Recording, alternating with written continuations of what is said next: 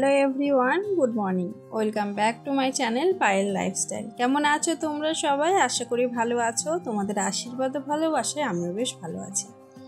তো আজকে সকালের আকাশটা একটু মেঘলা মেঘলা ওয়েদার রয়েছে। জানি না বৃষ্টি নামবে কিনা, বৃষ্টি হলে ভালোই হয়।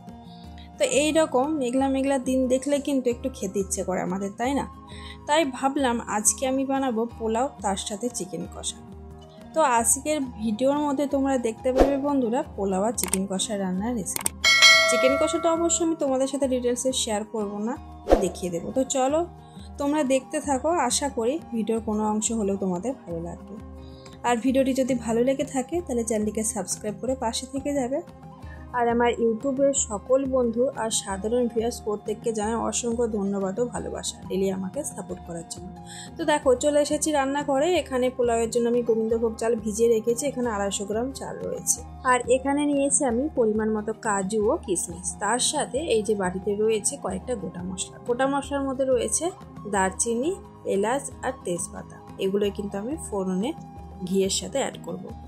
তারপরে এখানে চিকেন আনা হয়েছিল, চিকেনটাকে ধোয়া হয়নি, জাস্ট তোমাদেরকে একটু দেখিয়ে দিলাম। চিকেনটা আজকে একটু কষা কষাভাবে রাখবো, খুব একটা বেশি ঝোল করবো না, তাহলে কিন্তু পোলাওয়ের সাথে খেতে বেশ জমে যাবে। তো চলো আগে পোলাওয়ের মশলাটা করে নিই। তো এই যে এখানে মিক্সার জার নিয়ে নিয়েছি, এখানে নিয়ে নিলাম আদা। পোলাওয়ের চালটাকে কিন্তু আগের থেকে আদা, জিরে আর লঙ্কা এগুলো দিয়ে ম্যারিনেট করে রাখতে হবে। অবশ্যই দেখতে পাবে কী কী অ্যাড করব। আর লঙ্কাটা অনেকে এখানে গুঁড়োও অ্যাড করে, আমি কিন্তু এখানে কাঁচা লঙ্কা অ্যাড করছি, যেহেতু লঙ্কাটা পেস্ট হয়ে যাবে। তো এই যে দেখো মশলাগুলো দেওয়ার পরে একটু জল দিয়ে চলে গেলাম পেস্ট করতে। সেই সুযোগে চালটাকে এই যে দেখো জল ছড়িয়ে নিয়েছি। আর এখন আমি একা করে চালের মধ্যে সমস্ত কিছু অ্যাড করব। প্রথমে অ্যাড করছি সামান্য পরিমাণে লবণ। লবণটা কিন্তু অ্যাড করতে হয় স্বাদ ব্যালেন্সের জন্য। তারপরে এখানে অ্যাড করলাম হালকা পরিমাণে হলুদ। হলুদটা আমি হালকাই দিচ্ছি কালারের জন্য জাস্ট। তারপর এখানে এই যে ছোটো বাটির পরিমাণের 1 বাটি চিনি অ্যাড করলাম। পোলাও তো কিন্তু মিষ্টি মিষ্টি হলে খেতে ভালো লাগে। তবে মিষ্টিটা অনেকে খুব বেশি পছন্দ করে না, সেটা নির্ভর করছে তোমাদের উপরে কে কতটা পরিমাণ মিষ্টি অ্যাড করবে। তারপরে 1 চামচ ঘি অ্যাড করেছি। আর বন্ধুরা যে মশলাটা অ্যাড করলাম ওটা ছিল আদা, জিরে আর কাঁচা লঙ্কা পেস্ট না, তবে অবশ্য থেতো করতে হয়েছে। উপায় নেই, মানে লাইট চলে গেছে আর কি, কারেন্টের প্রচুর সমস্যা। তো কারেন্ট আর এলো না, প্রায় 2 ঘন্টা ওয়েট করলাম। শেষে হেমানদস্তির সাহায্যে কিন্তু মশলাটাকে থেতো করে নিলাম। তো এই যে দেখো চালটাকে সমস্ত উপকরণগুলো অ্যাড করে এখানে সুন্দরভাবে মাখিয়ে প্রায় 10 মিনিট মতো রেস্টে রাখছি। ওদিকে কড়াই বসিয়ে দিয়েছি। কড়াইতে এখন দিয়ে দিলাম 1 চামচ পরিমাণে ঘি। তো এখানে আমি এবারে কাজু কিশমিশগুলোকে হালকাভাবে ফ্রাই করে নেব। পোলাও বানাতে আমরা সকলেই কম বেশি পারি, তাই তো বন্ধুরা? আমিও যেমনভাবে বানাই সেটাই আজকে তোমাদের মাঝে শেয়ার করলাম। তো কেমন লাগবে অবশ্যই জানিও। তবে শুরুতে একটা কথা বলে দিই, পোলাওয়ের শুরুটা যতটা সুন্দর হয়েছে শেষটা ভালো হয়নি, কেননা পোলাওটা একটু লেগে গেছিলো। তোমরা চলো ভিডিওটা শেষ পর্যন্ত চলো, দেখতে পাবে একটু আমার ফল্টের জন্য আর কি এটা হয়েছে।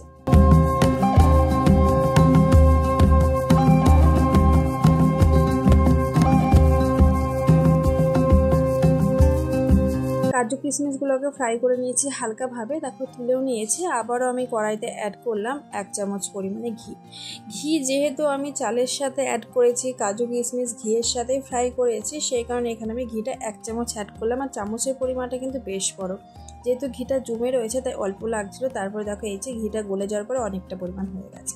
এখানে ওই যে তেজপাতার গোটা মশলাটা অ্যাড করলাম। এবারে দিয়ে দিচ্ছি আমি চালটাকে। তো এবারে একটু হালকাভাবে কিন্তু আমি ফ্রাই করে নেব।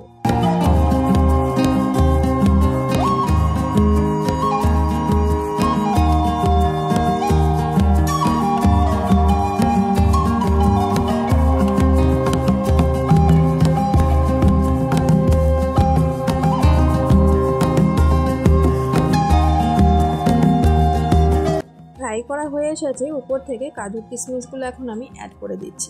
কাজু কিশমিশ দেওয়ার পরে আবার একটু নেড়ে চেড়ে নেব। আর এখানে আমি চালের পরিমাণের তুলনায় কিন্তু কাজু কিশমিশটা একটু বেশি পরিমাণে অ্যাড করেছি, কেননা কাজু কিশমিশ দিলে আমার খেতে খুব ভালো লাগে, সেই হিসেবে আমি অ্যাড করেছি। তোমাদের যতটা পরিমাণে পছন্দ হয় তোমরা অ্যাড করতে পারো। তো চলো আবারও হালকাভাবে একটু নেড়ে চেড়ে নিয়েই কিন্তু আমি জল অ্যাড করব।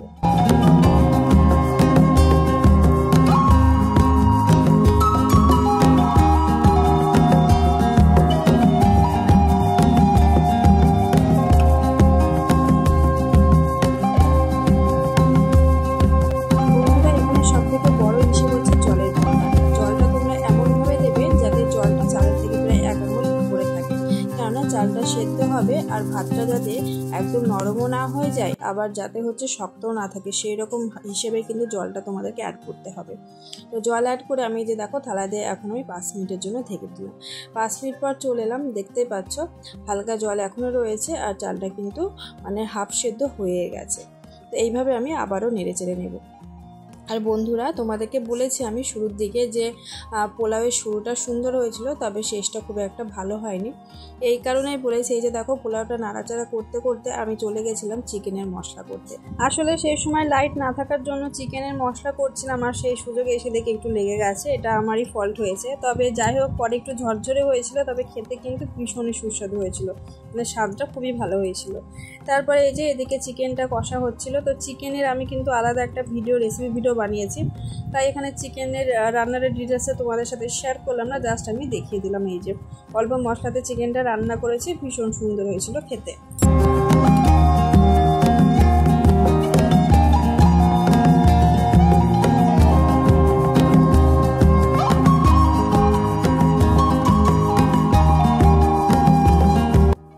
বন্ধুরা, এরপরে চলে এলাম একেবারে দুপুরের খাওয়া দাওয়াটা করতে। তো তার আগে দেখো রান্না যা যা হয়েছে সমস্ত কিছু সাজিয়ে নিয়েছি। এখানে স্যালাড রয়েছে, চিকেন কষা আর ঝিঙে ভাজা করেছিলাম, মানে ভাজাও না, চচ্চড়ি টাইপের। আর এখানে পোলাও, আর তার সাথে রয়েছে হচ্ছে সাদা ভাত।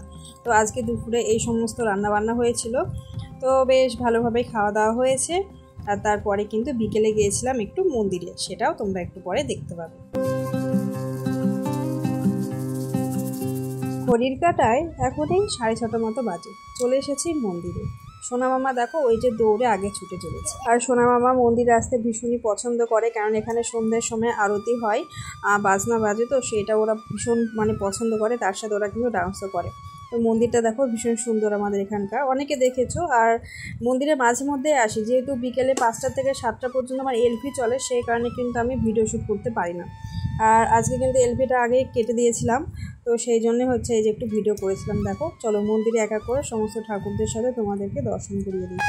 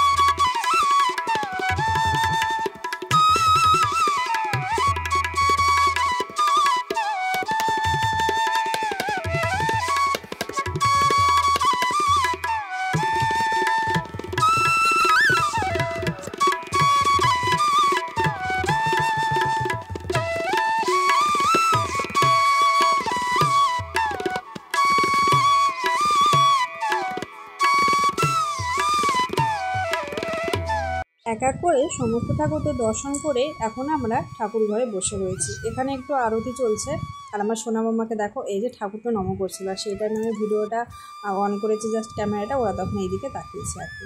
তো এখানে কিন্তু পরে সম্পানটাও এসেছিলো ওদের। তো মন্দিরে আসলে না মনটা খুব ভালো হয়ে যায়, জানো তো বন্ধুরা। তো তারপরে এই যে আরতির পরে ওখানে প্রসাদ দিয়েছিল, প্রসাদ খেয়েছি। কিছুটা সময় বেশ মন্দিরে ছিলাম, ভালোও লাগছিল। আর এছাড়া মন্দিরে গেলে মনটাও বেশ ভালো হয়ে যায়। তো বন্ধুরা, এই যে এখন বাড়ি ফিরবো, আর তার সাথে আজকের ভিডিওটা এখানে শেষ করছি। ভিডিও কেমন লাগলো অবশ্যই কমেন্ট বক্সে জানিও। দেখা হবে নতুন কোনো ভিডিওর সাথে। ভালো থেকো বন্ধুরা, টাটা।